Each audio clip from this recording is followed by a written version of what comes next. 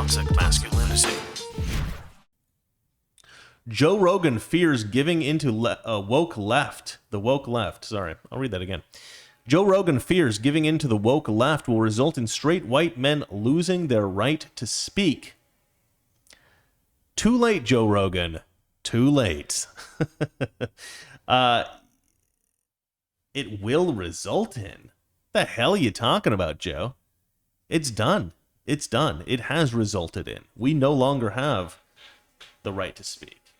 You kidding me? I've been talking about this the whole show. I'm censored. You saw my numbers. Well, maybe you didn't. But I basically get over 90% subscribed views on all of my videos now, because YouTube refuses to distribute my videos to anyone who is not subscribed to my channel. This insanely restricts the amount of views that I get every day. On my videos, I get anywhere from 20,000 to 40,000 views on each of my videos. Sometimes it goes above that, but for the most part, that's about right. And I used to get, like, if I got 60,000, that used to be like a bad video for me. That used to be the very lowest end. That was an embarrassing video. If I got under 60,000, I'd be embarrassed. 100, 200,000, that was okay. Anything over 200,000 was a decent video. That was a good video, right? And then the really good videos were like 500,000. Those are kind of rare that I would get a video that successful. Because I'm pretty niche, and I do think that to some degree I have been censored to some degree, I think, by YouTube the entire time I've had my channel. I think as soon as I did my Gillette video, from that point on, YouTube knew who I was, and I was being censored to some degree. But now it's ridiculous. Now they've really put the boot on my neck. And Joe Rogan sitting here saying straight white men will lose their right to speak. We've lost it, Joe. You're lucky, right? You're in this arena where you're so successful that you're an exception to the rule. When you say straight men are going to lose their right to speak, you're just talking about yourself. The rest of us have lost our right to speak, man. You should already be fighting for us, because you're one of the few straight white men who actually has a voice now. The rest of us, we don't have a voice. I'm preaching to the choir every day, and I love my fans. But gosh, wouldn't it be amazing if I could actually speak to people who maybe haven't heard me before, who maybe have different ideas than I have, who will fight back a little bit, who will have to struggle, who have to feel the frustration of cognitive dissonance because they've heard something that makes total sense but doesn't conform to their delusional vision of what the world is, and they actually have to make them think, and they start to change their worldview. Wouldn't that be incredible? But I can't do that. You can do it, Joe, but I'm not allowed to, because I'm not successful enough. I'm just a straight white man who is subject to the authority of YouTube. Sorry, I'm getting pissed off. Podcast host Joe Rogan said that straight white men will soon lose their right to speak at all if they bow to progressives. What are the details? During a recent discussion with comedian Joe List, Rogan said that cancel culture is too rampant to enter any sort of edgy territory when it comes to comedy. You can never be woke enough, Rogan said. That's the problem. It keeps going further and further down the line. If you get to the point where you agree to all the demands, it will eventually get to a point where straight white men are not allowed to talk. Yeah, we're there. We're way past that, pal. Have you noticed that there's like no comedy coming out anymore? There's like no comedy coming out at all.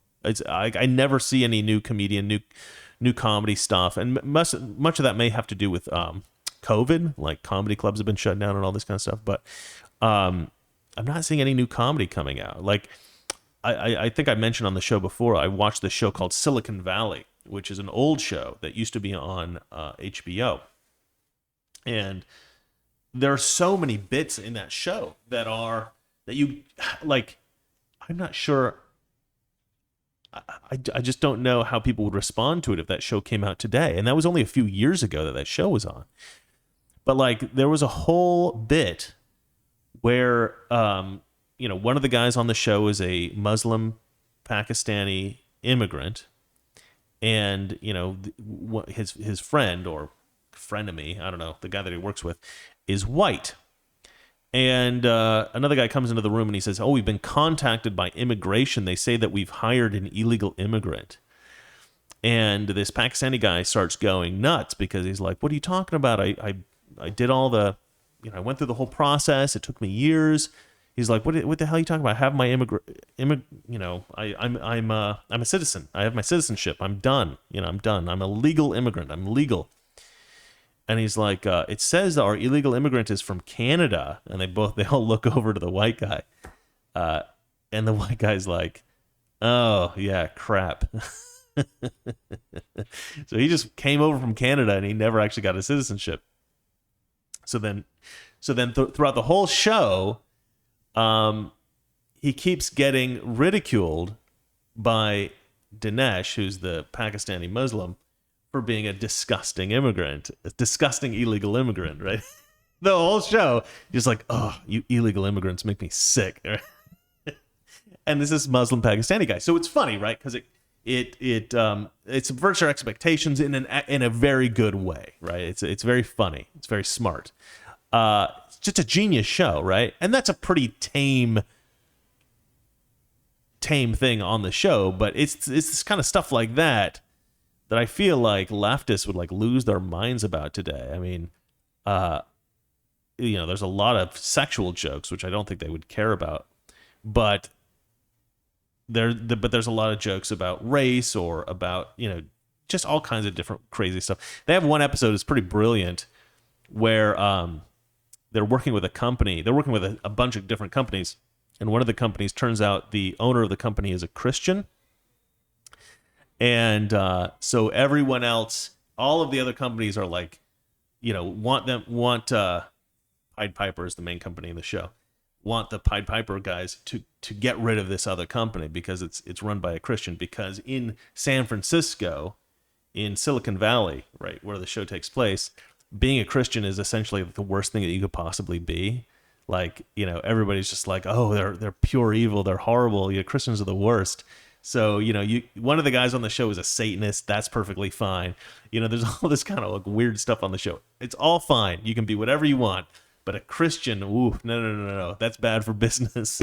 And it's a whole big thing on the show. It's really, really funny. It's a genius show. And, I just don't know how easy it would be to make that kind of show today, even though they were really smart about their jokes and their observations of life were spot on. Yeah, I just don't see that much comedy anymore. I don't see anything coming out. And I think a lot of comedians are afraid to come out and say anything at all. Like, even develop new material. You got to develop new material that is like super tame, because otherwise the left is just gonna just gonna try to cancel you. Well, and actually this is something that was said the other day by somebody. Who said this? They said, "Oh, it was Donald Glover, right?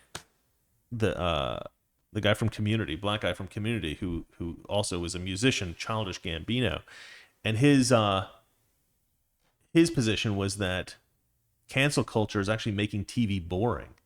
I think it's doing the same thing for comedy. And his position was that, because I've always thought that people in Hollywood were all so woke, they wanted to put in woke ideology and everything. But his position was that actually a lot of people maybe want to put in edgy stuff, but they're too scared to because they think they're going to get canceled. And I think he's right. I don't know what the ratio is. I would say there's probably, maybe it's something like 50-50, but there's a lot of people in Hollywood that want to progress this woke ideology BS. And then there's a lot of people in Hollywood that I'm very happy that you're being so quiet, Aston. It's very nice of you. There's a lot of people in Hollywood that probably do want to put up edgy stuff, but they can't because they feel like they're going to get canceled. They're going to get attacked in some way. So Childish Gambino, Donald Glover, very smart, right on. And I think it's also true of comedy. Don't go that way. Don't go that way. Stay off camera. You're too distracting. All right, well, let's finish this off.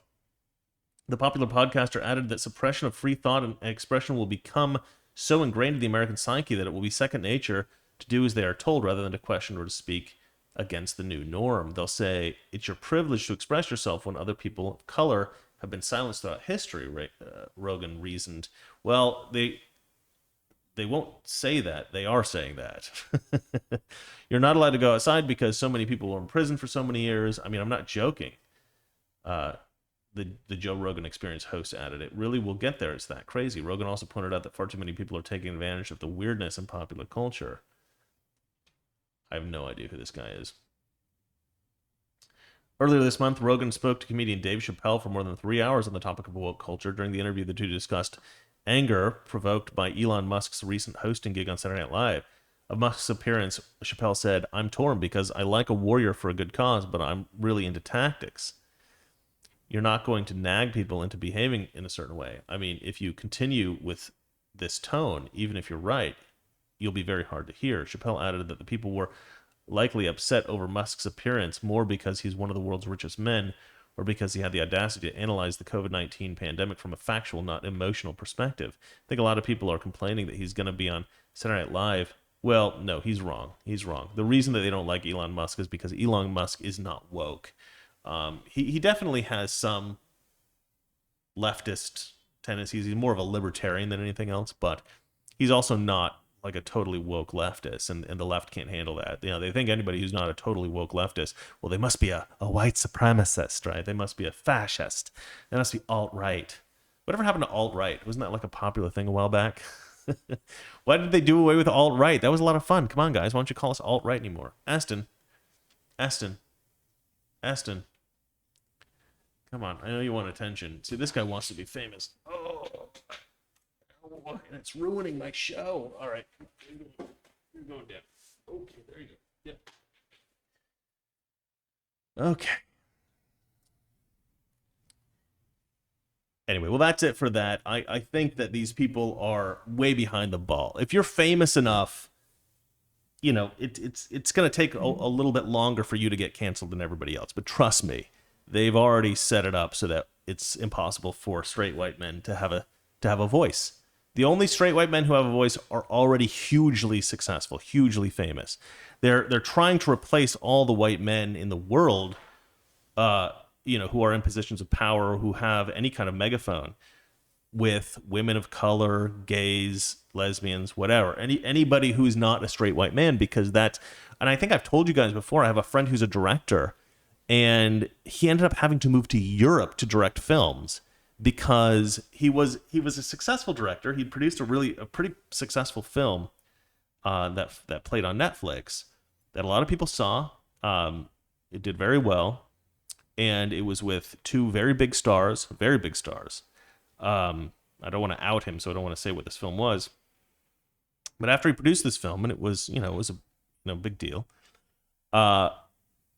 he waited for months to get a new script, and to work on another project with other big stars, and to be packaged.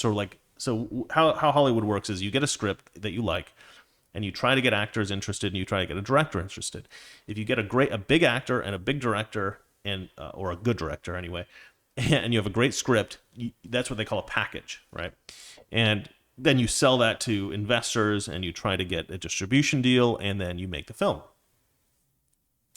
And so this guy wanted to be part of packages, right? Getting packaged into producing films, and set up on good projects. He'd made one really good one. He'd made a bunch of great films, but he'd made one really pretty big Hollywood film. And he's a burgeoning director, and he wasn't getting any scripts. So he asked his manager, he's like, "What's going on?" And his manager said, "Well, I can't get you any scripts because you're a straight white male, and they're not doing that anymore in Hollywood." He basically said to him, "You will never get any more jobs unless you come out as some kind of, sexual anomaly, right? Some kind of if you can come out as gender non-binary, or if you can come out as, pansexual or something like that, anything, then we can get you more work. But otherwise you won't get any scripts." And so this guy was like, "Well, I'm not doing that." So he figured out that he could move to Europe and he could get some directing jobs there. And so that's what he did. That's what he had to do. He had to leave the country to get work because nobody would hire him in Hollywood because he was a straight white male. So they're not just silencing straight white men, potentially. They're doing it. It's happened. It's been happening for years now. You just didn't notice because you're too famous. It's another instance of a Prince Harry deal, where he's too up in his ivory tower. He doesn't know what real people are going through. But anyway, all right, that's it for the Joe Rogan story. Now for the last story of the day. Let's see here.